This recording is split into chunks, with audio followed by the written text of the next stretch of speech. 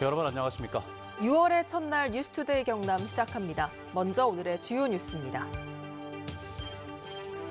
돼지고기의 원산지 위반 여부를 확인하기 위해 일주일씩 걸리던 검사 기간을 단 5분으로 단축할 수 있는 키트가 개발됐습니다. 민선 7기 출범 3년을 맞아 경남도지사와 교육감 8개 시장들의 공약 이행률을 점검했습니다. 대기업이 개발한 가상화폐에 투자하면 고수익을 낼 수 있다며 속여 돈을 가로챈 일당이 경찰에 붙잡혔습니다. 지난 주말 해운대 수욕장에 주한미군 등 외국인 2천여 명이 몰리면서 200건의 방역수칙 위반 사례가 적발됐지만 모두 계도에 그쳤습니다. 우리 국민들이 가장 많이 먹는 고기는 바로 돼지고기입니다. 그러다 보니까 더 싼 수입산 돼지고기를 국내산으로 속이는 경우가 많았습니다. 그동안 단속반이 원산지를 판별하려면 일주일씩 걸려서 단속에 어려움도 많았는데요. 이번에 5분 만에 확인하는 키트가 개발됐습니다. 보도에 서창우 기자입니다. 경남 김해의 한 축산업체입니다. 양념 돼지갈비의 원산지 표기는 국내산.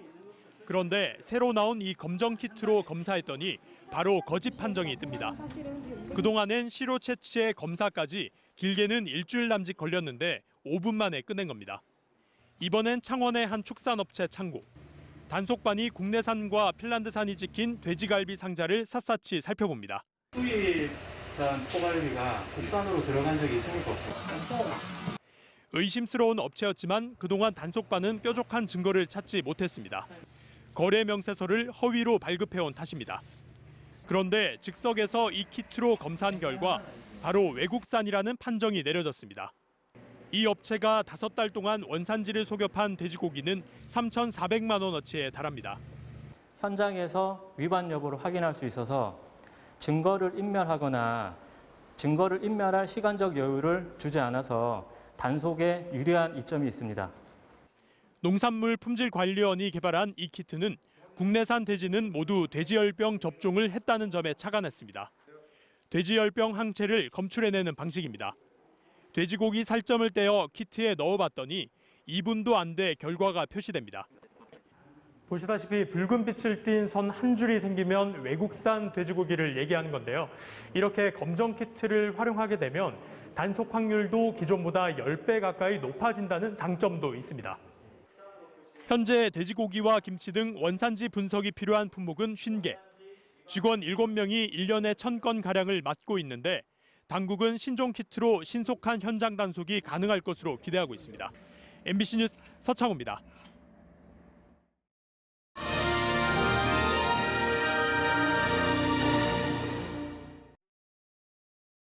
MBC 경남은 민선 7기 출범 3년을 맞아서 경남 지역 단체장들이 공약을 잘 지켜왔는지 점검하는 기획뉴스를 마련했습니다. 오늘은 도지사와 교육감 그리고 8개 시장들의 공약 이행률을 점검했는데요. 다만 공개된 자료의 기준이 지난해 말과 올해 1분기로 다르다는 점은 미리 말씀드리겠습니다. 보도에 정영민 기자입니다. 먼저 매니페스토 실천 본부로부터 최고 등급인 SA를 받은 김경수 경남도지사의 공약 이행률 먼저 살펴보겠습니다. 3년 전 취임 당시 공약 104개를 약속했습니다. 71개를 이행해 완료율이 68%대로 나타났습니다. 추진 중인 공약은 33개였습니다. 특이한 건 부진하거나 보류, 폐기한 공약이 없다는 겁니다.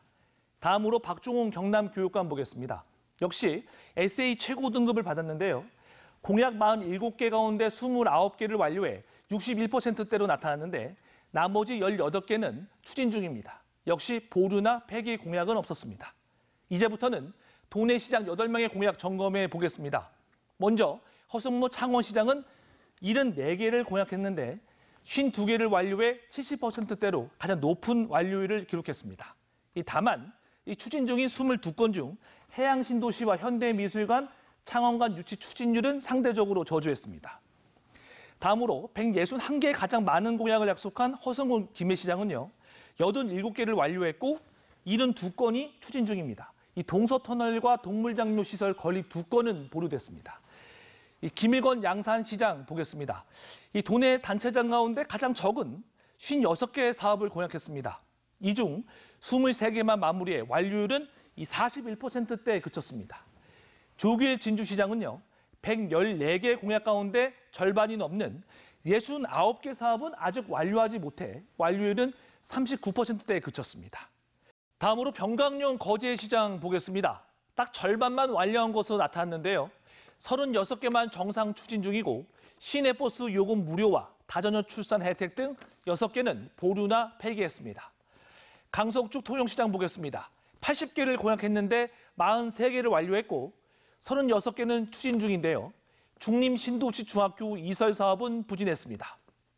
다음으로 박유로 밀양시장은 58개를 공약해 26개를 완료하는 데 그쳤고 가요박물관과 유통물류단지 조성 등 3개는 폐기하거나 이행률이 부진했습니다. 마지막으로 송도군 사천시장 보겠습니다. 100개 공약 중 35개만 완료해 이행률이 35%대로 가장 낮았습니다. 추진 중인 59개 사업의 이행률도 50% 미만인 게 대부분이었고요. 산업단지 조성 등 5건은 아예 착수조차 못했습니다. MBC 뉴스 정영민입니다.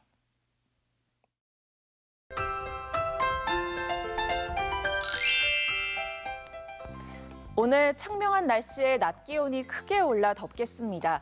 이 더위는 내일까지 이어질 것으로 보이는데요. 오늘 경남 내륙을 중심으로 기온이 30도 안팎을 보이며 창원의 한낮 기온 26도, 진주 28도, 창녕은 30도까지 치솟겠습니다. 반면 아침과 저녁에는 서늘한 감이 있어서 큰 일교차에는 유의해 주시길 바랍니다. 아침 출근길 안개로 인해 시야가 탁한 곳이 많습니다. 경남 서부 내륙을 중심으로는 가시거리 1km 미만의 안개가 끼어 있고요. 물가에 인접한 도로나 교량에는 갑자기 가시거리가 짧아질 수 있어서 더욱더 교통 안전에 유의해 주시길 바랍니다. 이 안개는 아침이 지나면 소산될 것으로 보입니다. 하늘 모습 보시면 오늘 대체로 맑은 하늘을 보이면서 저녁부터 구름 많아지겠습니다. 오후 시간대는 오존 농도가 나빠지는 곳이 있겠습니다. 오늘 어제와 비슷한 기온을 보입니다. 현재 기온 살펴보시면 함안 13도, 밀양은 14도 내외를 보이고요. 한낮 기온은 밀양, 양산 29도, 창녕은 30도 안팎을 보이겠습니다. 거창의 한낮 기온 29도, 합천은 30도까지 오르면서 더운 날씨가 예상됩니다. 바다의 물결은 최고 1.5m까지 비교적 잔잔하게 일겠습니다. 모레 목요일 아침부터 비 소식이 들어있고요. 주말에는 대체로 맑은 날씨가 예상됩니다. 날씨 정보였습니다. 아마존과 알리바바 같은 세계적인 대기업이 공동으로 개발하는 가상화폐에 투자하면 고수익을 낼 수 있다고 속여 돈을 가로챈 일당이 경찰에 붙잡혔습니다. 가상화폐에 대해 잘 모르는 40대에서 70대 사이의 가정주부와 은퇴자들이 그 범행 대상이었습니다. 문철진 기자가 취재했습니다. 지난 2017년 가정주부인 A씨는 가상화폐에 투자하라는 지인의 권유를 받았습니다. 고수익을 낼 수 있다는 말을 믿은 A씨는 4천만 원을 투자했지만 원금조차 돌려받지 못했습니다. 보험료는 대출을 한다든지 그게 다 그렇게 하는 상태라서 까먹었다는 가족들은 알지. 아는데 이렇게 까보려고 그러면 모르는 거지. 58살 B씨 등 4명은 지난 2017년 1월부터 5달 동안 경남 창원 지역에서 가상화폐 투자자를 모집했습니다. 내세운 것은 미국 아마존과 중국 알리바바, 이 두 기업이 공동으로 가상화폐를 개발하고 있다는 것이었습니다. 여기에 투자하면 5달 만에 원금을 회복하고 그 이후로 계속 수익을 얻을 수 있다고 주장했습니다. 콜센터와 휴대전화 애플리케이션을 만들어 가상화폐가 수익을 내고 있는 것처럼 투자자들을 안심시켰습니다. 일부는 실제로 환전을 해주기도 했지만 기존 투자금을 지급하는 돌려막기였습니다. 모두 63명이 이 말에 속아 15억 6천만 원을 투자했다가 피해를 입었습니다. 많이 투자를 할수록 수익이 커진다. 그러니까 돈을 빌려서라도 투자를 하는 게 지금 기회를 놓치면 바보다. 가상화폐에 대해 잘 모르는 40대에서 70대 사이의 가정주부와 은퇴자들이 대부분이었습니다. 아직 정식으로 상장되지도 않은 가상화폐에 대한 투자를 권유하면서 원금 및 고수익 보장을 약속하는 경우에는 불법 유사수신 및 사기 범죄가 아닌지 의심해 보셔야 합니다. 이들은 이렇게 가로챈 돈을 생활비로 쓰거나 실제 가상화폐 투자에 사용한 것으로 확인됐습니다. 13억 원 상당의 부동산도 구입한 것으로 확인돼 경찰이 추징 보전 조치를 내렸습니다. 경찰은 일당 4명 등 50대 2명을 구속하고 추가 피해를 조사하고 있습니다. MBC 뉴스 문철진입니다. 지난 토요일 밤부터 일요일 새벽까지 부산 해운대 해수욕장은 무법천지로 변했습니다. 미국의 현충일인 메모리얼데이 연휴를 즐기겠다며 2,000명이 넘는 주한미군과 외국인들이 술을 마시고 춤추고 폭죽까지 쏘며 난동을 부린 건데요. 하지만 구청 단속반은 방역수칙 위반 현장을 200건 넘게 적발했지만 과태료조차 부과하지 못한 채 말로만 하지 마세요 하고 끝냈습니다. 주한미군 측은 한국 경찰과 협력해 주한미군이 연루되는지 확인 중이라고 밝혔습니다. 류재민 기자입니다. 일요일 자정이 가까운 시각, 주한미군을 포함해 외국인 2,500여 명이 해운대 해수욕장에 모였습니다. 술 마시며 춤을 추고 옷을 벗고 바다에 뛰어들기도 합니다. 술 기운이 오르자 연신 폭죽을 터뜨리는 외국인들. 해운대에서는 금지된 행동입니다. 외국인이 가지고 있는 폭죽을 제가 이렇게 수거를 했거든요. 뺏었거든요. 모래 위에 타는 차가 있어요. 실어놨었는데 와서 탁 들고 가는 거예요. 시간이 지날수록 백사장은 무법천지로 변합니다. 만취 상태로 시비가 붙는가 하면 웃옷을 벗어던진 한 외국인은 백사장의 소변을 보기도 합니다. 주변 사람은 신경 쓰지 않습니다. 이들 대부분은 미국 현충일인 메모리얼데이 연휴를 즐기러 나온 주한미군과 외국인입니다. 방역 수칙은 무시했고 마스크도 쓰지 않았습니다.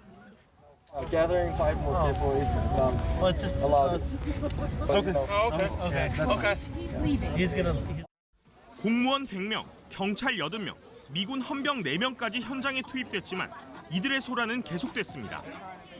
이제 떨어져 앉으라고 하면 떨어져 앉는데 근데 그게 다시 이제 계속 반복되고 있어요. 아까도 단속을 하니까 계속 백신 맞은 거 보여주려고 하는데 맞았다고.